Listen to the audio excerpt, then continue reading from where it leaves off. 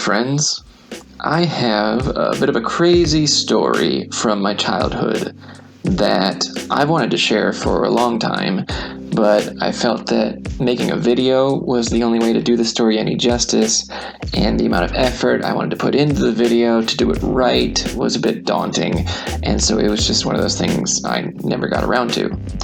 But then last year, that crazy story from my childhood suddenly had a new, even crazier chapter added to it, involving a space toilet. And it gave me renewed motivation to finally make this video. So, without further ado, let's get into it. The story begins in these seemingly unremarkable pages from our family's 1986 photo album. We were on a cross-country road trip and were stopping by Colorado Springs to visit my Uncle Ross. That's me, looking fly as hell, giving the camera a look that says, "Don't touch my juice." I was only 1 year old. Ross was teaching at the Air Force Academy at the time, and while we were there visiting, Ross introduced us to his friend who was also teaching at the academy, this lady in blue who managed to keep her face pretty well hidden from the camera. This whole story revolves around this woman. This stop on a family road trip set into motion a series of events none of us could have predicted. This was my introduction to Susan Helms. 3 years later, Susan applied to NASA's Astronaut Candidate Program, and that following January in 1990, NASA announced that she had been selected. She was one of 23 people to make the cut, pulled from a field of nearly 2,000 qualified applicants. That lady in blue that I had met when I was 1 was now the lady in darker blue. Now, you may be thinking, big deal. You met somebody who later became an astronaut, and you were too young to even remember meeting her. Fair points. However, in 1992, when Susan got assigned to her first space shuttle mission, STS-54, we got this letter in the mail from NASA. NASA had told Susan to invite all of her friends and family out to Cape Canaveral, Florida, to witness her first launch in person. We hadn't seen Susan in years at this point, but she still thought to include us on the invitation list. Perhaps because she knew my brothers and I would be ages 7 to 12, and this experience would obviously melt our brains. Whatever her reasoning, I am eternally grateful. 3, 2, 1, 0, and liftoff. Liftoff. There goes the lady in blue. Well, orange at this point, I suppose. The launch was crazy loud and awe-inspiring, as you would imagine. Before this day, like almost every kid, I had dreams of becoming an astronaut, but after watching this launch in person, that dream felt a bit more attainable. Though, spoiler alert, I did not become an astronaut. After Susan got back down to Earth, she invited all of us to a private reception she was having in her hometown of Portland, Oregon, where I got to meet her in person. Again, technically. And of course, I dressed up in my finest for the occasion. I wore a classic sweatshirt, sweatpants ensemble. To make them high waters, I hiked up those sweatpants so the waistline was even with my elbows. And to really class things up, apparently I decided that I should tuck in my sweatshirt into my sweatpants. I know I was only 7, but my God. That kid had game. I still have that sweatshirt too, because I had Susan sign it. It's in the frame up there. That's a framed sweatshirt. I'm really cool. Always have been. At that reception, my mom asked Susan if she'd be willing to come up here to Bellingham at some point and be a guest speaker at our schools. Susan was down, so my mom worked it out with NASA to fit it into Susan's schedule, and that following school year, 1994, Susan came up to Bellingham and stayed at our house and spoke at an assembly at my elementary school. I felt pretty cool. Yeah, that kid felt cool. As you can probably imagine, that was not a frequent occurrence. Susan was my childhood idol. I felt so lucky to personally know an astronaut and have her stay at our house. It was surreal. Susan's NASA career continued to take off, and we kept getting invited to her lunches. But unfortunately, we weren't able to keep flying out to Florida. Airfare is kind of expensive, so I had to settle for only getting to see the shuttle launch once. Woe is me, guys. So we all fell out of touch with Susan during her busy career, but despite falling out of touch, my love of astronomy and human space exploration that she helped spark in me, that stayed strong throughout my childhood and young adulthood. I had a big space shuttle poster in my bedroom for the longest time. My dad bought me a telescope for Christmas one year. Mom got me a subscription to Astronomy magazine. And eventually my parents let me join a local amateur astronomer club called the Whatcom Association of Celestial Observers. Jealous? When I went off to college, I opted to pursue a more practical goal of becoming a civil engineer rather than trying to become an astronaut. Throughout my 20s, my space obsession kind of took a backseat. I still kept up with Susan's career and space news in general, busted out the telescope on occasion, but space wasn't on my mind as much as when I was a kid. But that space obsession came roaring back to life a few years ago when I became a dad. And Emma and I got to decide what values and passions we wanted to try and pass on to our kids. And I felt that a deep love of space and science was near the top of the list for me. And I have been laying it on thick.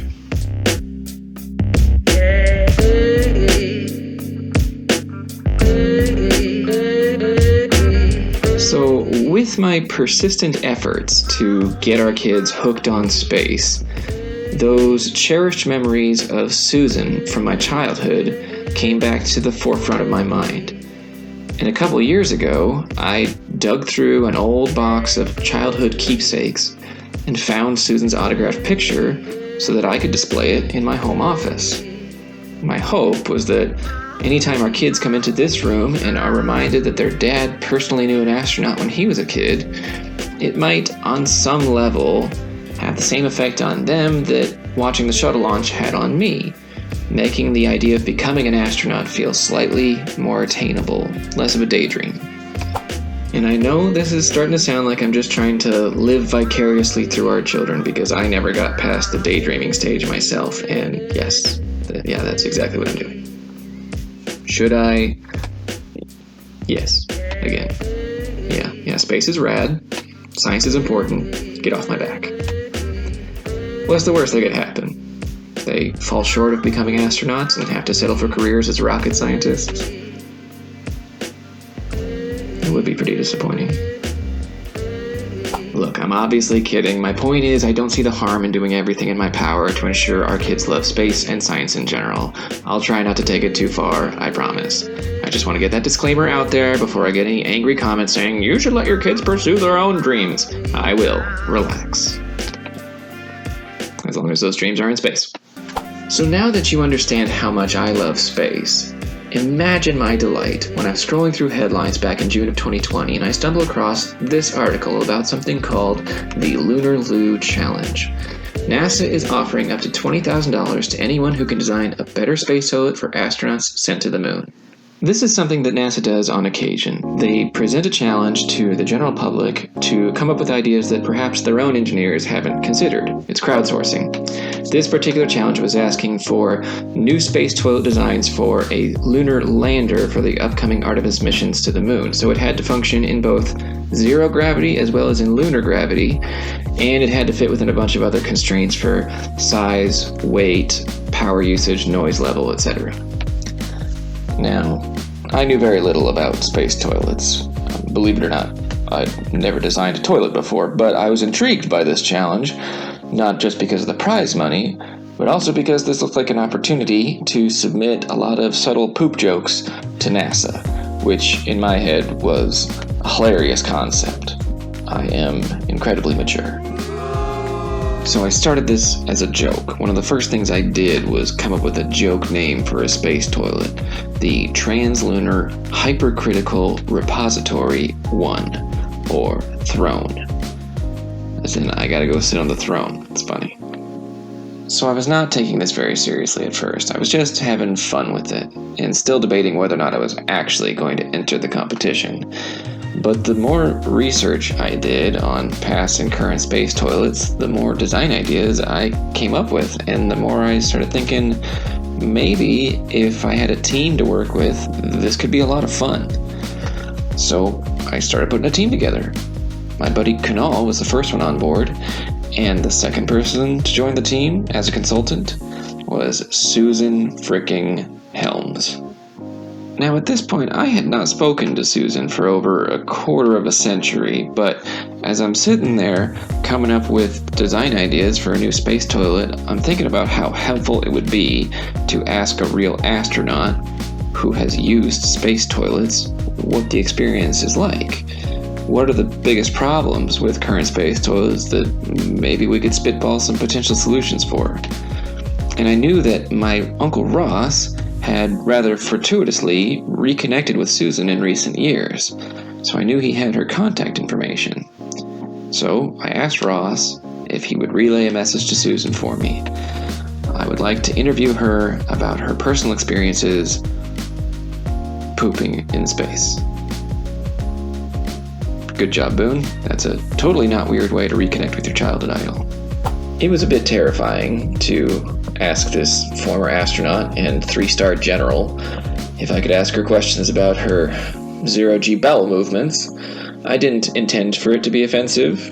It was purely in the interest of learning, but that's a pretty personal request. And then, by some miracle, she agreed to help us out. And not like begrudgingly either. I kind of thought my uncle might have to do a little bit of coaxing to get her to say yes, but she seemed unfazed by the request. My emotions were a blend of excitement for getting to talk to her again after all of these years, and fear. Fear that I would get her help on this project, use her valuable time, ask her these personal questions, and then not pull through, and let her down by submitting a crappy design. Pun intended. Kunal then got his buddy Josh to join the team, and then with only 17 days left until final proposals for the Lunar Challenge were due, we had our Zoom call with Susan, the lady in blue. I got to talk to her for the first time in 26 years. She gave us over an hour of her time, and it was invaluable. She answered so many questions, very, very personal questions about bodily functions in space. She was an open book. She even had visual aids for us, like her toiletries kit from when she was living on the International Space Station. How is this real life? How am I this lucky that I get to experience this, doing show and tell with my childhood idol and talking about space toilets? I was, for lack of better words, over the moon. We took a ton of notes during our meeting, and then we got right to work. We added one more guy to the team, Kunal's buddy Cody, and then after a lot of late nights, we had a design that we were all pretty pleased with. We met all of the challenge requirements, and then on top of all that, we also came up with what we felt were feasible solutions to the biggest problems with current space toilets that we learned about from Susan. We were polishing our proposal up until the last hour before the deadline, but we got it in on time, and then the following day, we had a follow-up Zoom call with Susan to show her the design we had just submitted and get her opinions of it. She gave us a ton of feedback, and then there was nothing to do but wait for the competition judging to be completed and the winner announcement, which was a month and a half away. So regardless of whether or not we would actually win, this was already one of the most surreal experiences of my life. I got to work on a project with Susan Helms. And despite feeling that our design was good enough to be a contender, I also had very little hope that we would actually win. There's just so many people competing. Your odds are not good. There were over 2,000 teams submitting designs. So I kind of felt like this reconnection with Susan was likely coming to a close, which of course made me sad. I really enjoyed emailing her back and forth and chatting with her on Zoom those couple times. It meant a lot to me that she was so generous with her time and feedback. But there's a saying, don't cry because it's ending, smile because it happened. So that was kind of the outlook I was trying to have on it. And then I got the email. As I read those words, my heart started pounding. I was so amped up on adrenaline that night that I did not get to sleep until 4:30 in the morning. And as the team captain, I was actually the only one they had emailed with the news that we had won, so I got the privilege of delivering that news to the rest of the team.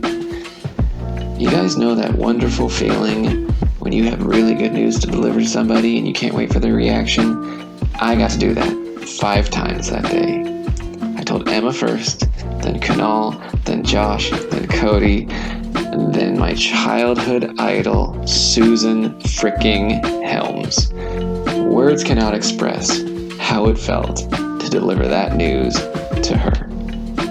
And of course, we had to have another Zoom call to celebrate the victory. The frequency with which I am on Zoom calls with my childhood idol is really making my brain explode. The same morning that the winner announcement finally went public and I was finally allowed to share the news with everyone, my team and I participated in a winner's webinar where we got to present our design to some more NASA folks and over 1,000 people tuning in. The link to that video is in the description if you want to take a look at our 6-minute pitch of how the throne works, or if you want the oversimplified 1-sentence pitch, we put a memory foam seat on top of a bladeless ring fan on top of a big diaper genie and threw some Orbeez in it to stabilize liquids. It's a bit more complex than that, but that's the general idea. Susan was, of course, tuning into the webinar and was consistently sending us emails throughout the webinar that just melted my heart. A few days after the webinar, we had a 4th Zoom call with Susan just to celebrate once more because why not? On that Zoom call, Susan said she felt like she was the proud mom of Team Throne, which I felt was a fairly apt title for her. And after hearing that proud mom remark, it felt like a good time for me to tell Susan a little piece of news I had for her. Throughout this whole dreamlike Lunar Lou adventure, Emma was pregnant with our 3rd kid. We'd found out she was pregnant just 2 weeks before I first read the article about the challenge back in June. We eventually found out we were having a boy, and we wanted to name him Hawk. And with the pregnancy coinciding with all of this space toilet craziness, we both liked the idea of having Hawk's middle name be something related to this surreal experience. And for both of us, there was an obvious choice. Reconnecting with Susan has meant so much to me. This felt like a fitting tribute. And I may also be not so secretly hoping that being named after an astronaut could one day inspire this boy to pursue that dream himself, as I further my noble quest to get all of our children into space. So I shared this naming news with the namesake herself on the Zoom call, and she reacted with the surprise and joy that I had hoped this news would elicit. And in a bit of a hilarious coincidence, Susan had this baby shower card literally sitting next to her on her desk, as I was telling her we were naming our kid after her. It was meant to be. I'm still not entirely sure any of this is real. And now to add to the chain of surreal events, Susan and I appear to have become bona fide friends. We send each other things. She sent us that card from our last Zoom call. I sent her a little Christmas gift back in December. We text one another on occasion. So far, I've been the only one to initiate text conversations, but she always responds, and warmly, so it counts. It's really difficult not to abuse this power. I have my childhood idol's number saved in my phone, and all I want to do every waking moment is text her questions about space. But I resist. I only text her for legitimate reasons, like wishing her a happy birthday, or sending her pictures from the delivery room of newborn Hawk Helms Davidson, or most recently, thanking her for the gift she just recently sent to Hawk. You guys, how cool is this? I thought I was laying on the space stuff pretty thick with the first 2 kids. Hawk doesn't know what's coming. Hawk, you better become an astronaut, because if you don't, you're going to be letting Susan down as well. Do you really want to do that? That's good parenting. kidding aside, I do hope she gets to meet him someday. If we do any cross-country road trips when the kids are older, maybe we'll have to make a stop in the same city where this whole story began, Colorado Springs. Thanks for watching, everyone. I hope you enjoyed the story. I know I kind of went all over the place. I hope none of this came across as bragging. I'm just excited to share all of this craziness that has happened to me. I have been inconceivably fortunate, and it felt like a story worth sharing. Thanks again for watching, everyone.